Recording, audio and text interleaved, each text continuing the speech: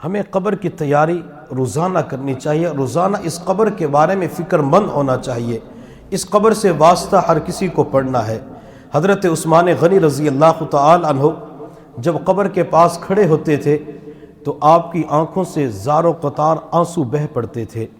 کسی نے کہا عثمان، جب آپ کے سامنے جنت اور جہنم کا تذکرہ ہوتا ہے آپ اتنا نہیں روتے جتنا قبر کے پاس کھڑے ہو کر آپ روتے ہیں۔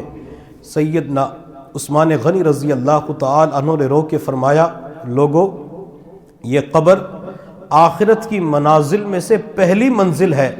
جو بندہ اس قبر سے کامیاب ہو گیا وہ آخرت کی تمام منازل کے اندر فلاح پا جائے گا، اور جو اس قبر کے اندر پھنس گیا، یہاں قبر کے اندر سوالات کا جوابات نہ دے سکا، وہ آخرت کی منازل کے اندر بھی ناکام ہو جائے گا۔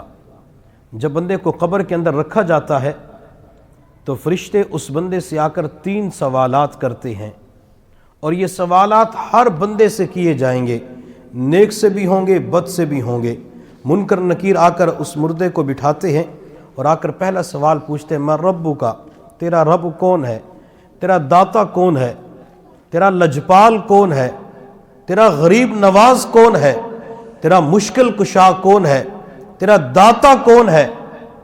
جب فرشتے یہ سوال کرتے ہیں اور جس بندے نے صرف رب کو مانا ہوتا ہے اور رب کی مانی ہوتی ہے، وہ بندہ اس وقت کہتا ہے ربی اللہ، میرا رب اللہ ہے۔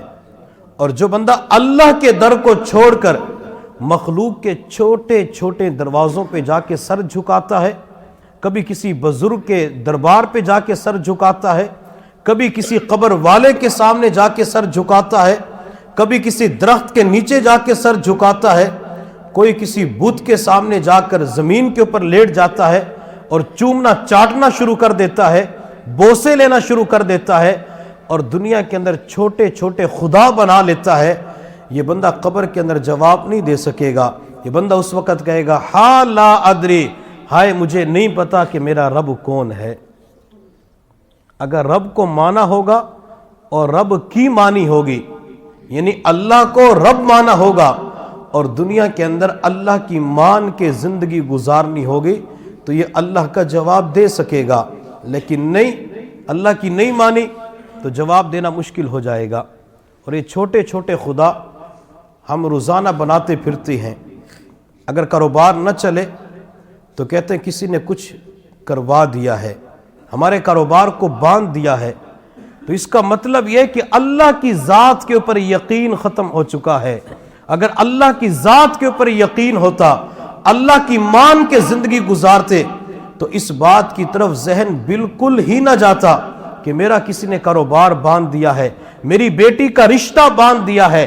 کس بندے کے پاس وقت ہے جو آج کسی کا کاروبار باندھ سکے، آج کسی کی بیٹی کے رشتوں کو باندھ سکے؟ کوئی بندہ کسی کے جسم کے اوپر بیماری بھی نہیں بھیج سکتا۔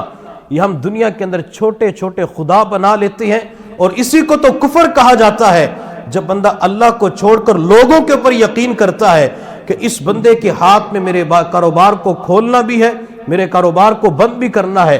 گویا کہ دوسرے معنوں کے اندر اس عامل کو، اس پیر کو، اس نجومی بابے کو، اس بنگالی بابے کو دوسرے معنوں کے اندر اپنا خدا بنا لیتے ہیں۔ جب گھر کے اندر حالات آتے ہیں تو اس کے پاس چلے جاتے ہیں، کہتے ہیں حالات ٹائٹ کیوں ہو چکے ہیں؟ وہ آگے سے کہتے ہیں کہ آپ کے اوپر کس نے کچھ کروایا ہے، آپ کے کاروبار کو باندھ دیا ہے۔ آپ بندہ فوراً یقین کر لیتا ہے۔ اچھا اس کا علاج کیا ہے؟ مختلف طریقے بتاتا ہے، علاج ہو ہی نہیں سکتا، علاج کرتے ہی نہیں ہیں۔ میرے محبوب صلی اللہ علیہ وسلم نے ارشاد فرمایا، اگر کوئی بندہ کسی نجومی کے پاس گیا، کسی ہاتھ دکھانے والے کے پاس گیا، کسی حساب کرنے والے کے پاس گیا، جو آج کے زمانے کے اندر ستاروں کو ملاتے ہیں اور کہتے ہیں کہ آپ کا ستارہ فلاں ستارے کے ساتھ ملتا ہے تو یوں ہو جاتا ہے، یوں ہو جائے گا۔ اگر بندہ کسی نجومی، کسی عامل، کسی بنگالی بابا کے پاس چلا گیا اور جا کے حساب کروایا، اس بندے نے اس کی باتوں کے اوپر یقین کر لیا، اعتماد کر لیا، کیا ہوگا؟ میرے محبوب صلی اللہ علیہ وسلم نے فرمایا اللہ 40 دن تک اس کی نماز قبول نہیں فرمائیں گے۔ ہم مجموعی طور پر اپنے گریبانوں کے اندر جھانک کے دیکھیں، ہمارا حال کیا ہوتا ہے؟ چہرے پہ سنت رسول بھی ہوتی ہے، علماء کے پاس اٹھنا بیٹھنا بھی ہوتا ہے، 5 وقت کی نماز بھی پڑھتے ہیں، اور مشائخ کے پاس خانقاہوں کے اندر بھی جاتے ہیں، اللہ کے راستے میں چلہ 4 مہینے سال بھی لگاتے ہیں، نوافل کا اہتمام بھی کرتے ہیں، تلاوت بھی کرتے ہیں، لیکن ان لوگوں کے پاس ہم جا رہے ہوتے ہیں، کبھی فون پہ رابطہ کرتے ہیں، اور بعض لوگوں کی حالت تو یہ بن چکی ہے اپنی اپنی دکانوں کے مختلف پیر بنائے ہوئے ہیں۔ جب دکان کھولتے ہیں تو پیر صاحب کو فون کرتے ہیں، پیر صاحب دم کر دینا تاکہ دکان کے اندر برکت پیدا ہو جائے۔ کیا پیر کے پاس برکت رکھی ہے؟ کیا کسی عامل کے پاس برکت رکھی ہے؟ اور جب کاروبار نہیں چلتا، گاہک نہیں آتے، تو پیر صاحب کو فون کرتے ہیں، پیر صاحب گاہک نہیں آ رہے، دکان پہ آ جاؤ۔ وہ دکان کے اوپر بیٹھ کر پڑھائی کرنا شروع کر دیتا ہے، اور اللہ معاف کرے، اللہ بچائے ان عاملین سے۔ اور جن لوگوں کا ذہن خراب ہو جاتا ہے، ان کی توجہ ہر وقت دوسرے لوگوں کے اوپر چلی جاتی ہے کہ آج گاہک نہیں آئے تو اس نے کاروبار کو باندھ دیا ہوگا۔ حتیٰ کہ رشید آباد علاقے کے اندر بعض دکانداروں نے پورے علاقے کے اندر اپنے پیر رکھے ہوئے ہیں کہ آپ نے پڑھائی کرنی ہے۔ کس لیے پڑھائی کرنی ہے؟ تاکہ ساتھ والے کا کام نہ چلے، اس کی دکان نہ چلے، اس کے پاس گاہک نہ آئے۔ یہ پڑھائی اس لیے کرواتے کہ اس کے پاس گاہک نہ آئے، پڑھائی اس لیے نہیں کروا رہا کہ میرے پاس گاہک زیادہ آئے۔ یہ انسان کے اندر کتنا حسد پیدا ہو جاتا ہے کہ اس دکاندار کے پاس، اس رشتہ دار کے پاس، اس فلاں کے پاس کوئی گاہک نہ آئے۔ جب وہ پیر بیٹھ کے پڑھائی کرتا ہے، اور پڑھائی کروانے والا یہ دکاندار ہوتا ہے، اور اس پیر کی بات کے اوپر اعتماد کر لیتا ہے، یقین کر لیتا ہے کہ میرا پیر جو پڑھائی کرے گا، جس کے ساتھ میرا تعلق ہے، یہ عامل پڑھائی کرے گا، اس کے پاس گاہک نہیں آئیں گے، اللہ تعالیٰ اس دکاندار کی 40 دن تک نماز قبول نہیں فرمائیں گے۔ ایک طرف 40 دن کی محنت ہے، ایک طرف 40 دن کی مشقت ہے، ایک طرف 40 دن کے مجاہدے ہیں۔ بندہ سردی کے اندر ٹھنڈے پانی سے وضو کر کے فجر کی نماز پڑھنے کے لیے سردی برداشت کر کے آتا ہے، رات کو ٹھنڈے پانی سے وضو کر کے عشاء کی نماز پڑھنے کے لیے مسجد کے اندر سفر کر کے آتا ہے۔ یہ بندہ اتنی محنت کرتا ہے، مشقت اٹھاتا ہے، لیکن صرف ایک مرتبہ کسی عامل، کسی نجومی، کسی بنگالی بابا کی لکھوتے عملیات کا بے تاج بادشاہ، اگر ان کی باتوں کے اوپر اعتماد کر لیتا ہے، ایک مرتبہ کے اعتماد سے 40 دن کی نمازیں قبول نہیں ہوتی۔ اور میرے محبوب نے ایک حدیث ارشاد فرمائی، وہ حدیث مجھے ابھی سمجھ کے اندر آ گئی، میں نے پہلے بیان فرمائی، اللہ نے اچانک ذہن کے اندر ڈال دی۔ حضور صلی اللہ علیہ وسلم نے فرمایا قیامت کا دن ہوگا، ایک بندہ تہامہ پہاڑی کے برابر نیک اعمال لے کے آئے گا۔ تہامہ پہاڑی بہت بڑی وزنی پہاڑی، اب نیک اعمال کئی منوں اور ٹنوں کے حساب سے ہوں گے، لیکن اس بندے کی یہ ساری نیکیاں ختم کر دی جائیں گی، اعمال محشر کے میدان میں ضائع کر دیے جائیں گے۔ جس بندے نے ایک مرتبہ نجومی کی بات پہ اعتماد کیا، 40 نمازیں گئی، 2 مرتبہ اعتماد کیا، 80 نمازیں چلی گئی، جس نے 5 مرتبہ اعتماد کیا، 200 نمازیں چلی گئی۔ جو بار بار پیر ہی کے اوپر اعتماد کرتا ہے اور اس کی باتوں کی وجہ سے یہ سمجھتا ہے میرے گھر کا نظام فلاں کی وجہ سے خراب ہوا، پیر صاحب نے سچ بتلایا ہے، جب بار بار ان کی باتوں پہ اعتماد ہوگا تو نام اعمال میں اعمال کہاں رہ سکتی ہے؟ ایک حدیث کے اندر آپ صلی اللہ علیہ وسلم نے فرمایا بندہ شراب کا ایک قطرہ پیتا ہے، بندے کی 40 دن تک نمازیں قبول نہیں ہوتی۔ شراب کا ایک قطرہ پینے کی وجہ سے 40 دن تک نمازیں قبول نہیں ہوتی۔ نجومی کے پاس جانے کی وجہ سے، اعتماد کرنے کی وجہ سے، بھروسہ کرنے کی وجہ سے بندے کی 40 نمازیں قبول نہیں ہوتی۔ اللہ نے موقع دیا تو انشاءاللہ کسی اور مجلس کے اندر وہ اعمال بتلاؤں گا، اگر اللہ نے زندگی دی، کہ آج دیندار لوگ اعمال تو کر لیتے ہیں لیکن اپنے اعمال کو بچانا بہت مشکل ہو چکا ہے۔ چند لمحوں کے اندر کئی مہینوں کی محنت کو ضائع کر بیٹھتی ہیں۔ دیندار پورا سال نمازوں کا اہتمام کرتے ہیں، اخلاقی اعتبار سے بھی آگے ہوتی ہے اور خرچ کرنے کے معاملے کے اندر بھی آگے ہوتی ہے، لیکن بعض مرتبہ چند اعمال ایسے کرتی ہیں جن کی وجہ سے پورے سال کی محنت ختم ہو جاتی ہے۔ میں نے پچھلے اتوار بھی بتلایا تھا کہ جب کوئی بندہ کسی کی غیبت کرتا ہے غیبت کرنا ایک چھوٹا سا گناہ سمجھتے ہیں، اگرچہ کبیرہ گناہ ہے۔ غیبت بندہ کسی کی زبان سے اس کی پیٹھ پیچھے کرتا ہے، غیبت کی وجہ سے بندے کی ساری نیکیاں ڈیلیٹ کر دی جاتی ہیں، نیکیوں کو صاف کر دیا جاتا ہے۔ آج معاشرے کے اندر ہم دیکھیں، جب دو بندے آپس کے اندر بیٹھ جاتے، تیسرے کی غیبت کرتے ہیں، جب تیسرے کی غیبت ہوتی ہے نیکیاں بندے کی ختم ہو جاتی ہیں۔ اب بندہ 2019 کی جنوری سے لے کر سال کے اینڈ تک، دسمبر کے آخر تک پورا سال اعمال کا اہتمام کرے، ایک بھی گناہ نہ کرے، اشراق بھی پڑھے، نوافل کا اہتمام بھی کرے، تلاوت بھی کرے، ذکر و اذکار بھی کرے، جب 2019 ختم ہونے لگے، آخری دن ہو، اس وقت یہ بندہ صرف ایک غیبت کر لیتا ہے، ایک غیبت کی وجہ سے پورے سال کی نیکیاں ختم کر دی جاتی ہیں۔ نیک اعمال جتنے مشکل ہو چکے ہیں، ان نیک اعمال کی حفاظت کرنا ہمارے لیے آج کے دور کے اندر مشکل ہو چکا ہے۔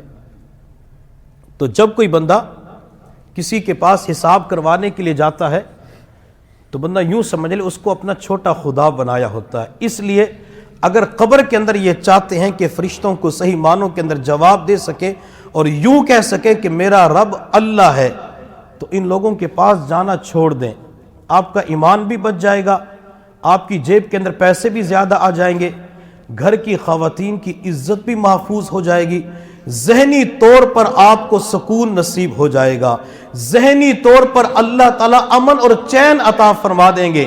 لیکن بار بار ان لوگوں کے پاس جاتے رہے تو مرتے دم تک بندے کو سکون نہیں مل سکتا۔ ان لوگوں کے پلے کچھ بھی نہیں ہوتا، جو کہتے ہیں کہ 2 منٹ کے اندر رشتہ کروا سکتے ہیں، 2 منٹ کے اندر محبت کی شادی کروا سکتے ہیں، چند لمحوں کے اندر فلاں کام کروا سکتے، کچھ بھی پلے نہیں ہوتا۔ اگر پلے ان لوگوں کے پاس کچھ ہوتا تو کرائے کی دکان کے اوپر نہ بیٹھے ہوتے، کسی فٹ پاتھ کے اوپر نہ بیٹھے ہوتے، اور بعض مرتبہ یہ لوگ قلعے پہ جاتے ہیں، وہاں پہ جا کے طوطے سے فال نکلواتی ہے کہ طوطا جو فال اٹھا کے دیکھا تو میری زندگی کی تقدیر بتائے گا، مقدر میرے بتلائے گا۔ جو بندہ طوطے کو لے کر بیٹھا ہے، کم از کم وہ تو اپنی دکان کسی جگہ پہ بنا لیتا، وہ تو کسی فٹ پاتھ کے اوپر نہ بیٹھا ہوتا۔ آپ کسی دن طوطے فال نکلوانے والے کے پاس چلے جائیں اور اس سے کہیں کہ میں نے فال نکلوانی ہے، وہ آپ سے پوچھے کس چیز کی فال نکلوانی ہے، تو آپ ان سے کہیں کہ میں نے فال یہ نکلوانی ہے کہ آج صبح سے لے کر شام تک آپ کو کتنے پیسے ملیں گے۔ کبھی نکلوا کے دیکھیں اس سے، اس کی فال نکلوائیں، اپنی نہ نکلوائیں۔ تو ان لوگوں کے پاس بالکل نہ جایا کریں۔ کاروبار کوئی کسی کا باندھ نہیں سکتا، کوئی کسی کی اولاد کو باندھ نہیں سکتا، کوئی رشتوں کو باندھ نہیں سکتا۔ یہ غلط سوچ ہمارے اندر بھر چکی ہے۔ تو فرشتے جب پہلا سوال پوچھیں گے من ربو کا، تیرا رب کون ہے، جس نے اللہ کو مانا ہوگا اور اللہ کی مانی ہوگی، وہ کہے گا ربی اللہ، میرا رب اللہ ہے۔ فرشتے منکر نکیر دوسرا سوال کریں گے ما دینو کا، تیرا دین کیا تھا؟ اگر اس بندے نے بدعات کو چھوڑا ہوگا، رسومات کو چھوڑا ہوگا اور سنتوں کے مطابق زندگی گزاری ہوگی، دین اسلام کو اپنی زندگی کے اندر لاگو کیا ہوگا، تو یہ کہے گا دین الاسلام، میرا دین تو اسلام ہے۔ فرشتے تیسرا سوال کریں گے حضور صلی اللہ علیہ وسلم کے بارے میں کہ ان کے بارے میں آپ کیا کہتے ہیں؟ تو جس بندے نے حضور کی مانی ہوگی، حضور صلی اللہ علیہ وسلم کی اتباع کی ہوگی، آپ کے نقش قدم پہ چلا ہوگا، تو فوراً کہے گا کہ یہ میرے نبی ہے، یہ اللہ کے رسول ہے، اللہ کے بندے ہیں۔ جب بندہ قبر کے اندر یہ 3 سوالوں کے جوابات دے گا تو اللہ رب العزت کی جانب سے آسمانوں کے اندر ایک فرشتہ اعلان کرے گا اس بندے کے لیے قبر کے اندر جنت کا بستر بچھا دو، اس بندے کی قبر کے اندر جنت کی کھڑکی کھول دو۔ چنانچہ اس بندے کی قبر کے اندر جنت کا بستر بچھایا جائے گا، جنت کی کھڑکی کھول دی جائے گی۔ لیکن جس بندے کو 3 سوالات کے جوابات نہیں آئے، مر ربو کا ما دینو کا، ان سوالات کے جوابات کی نہ تو دنیا کے اندر تیاری کی اور نہ قبر کے اندر جواب دے سکا، تو اللہ رب العزت کی جانب سے آسمان کے اندر ایک فرشتہ اعلان کرے گا، انسان نہیں سنتے، جنات نہیں سنتے، باقی مخلوقات سنتی ہے، فرشتہ اعلان کرتا ہے کہ اس بندے کے لیے جہنم کی آگ کا بستر بچھا دو، قبر کے اندر جہنم کی آگ کی کھڑکی کھول دو۔ اور میرے محبوب صلی اللہ علیہ وسلم نے فرمایا جب نافرمان بندہ، گناہگار بندہ قبر کے اندر دفن کیا جاتا ہے، یہ قبر بندے کو اس قدر دباتی ہے کہ پسلیاں ایک دوسرے کے اندر گھس جاتی ہیں۔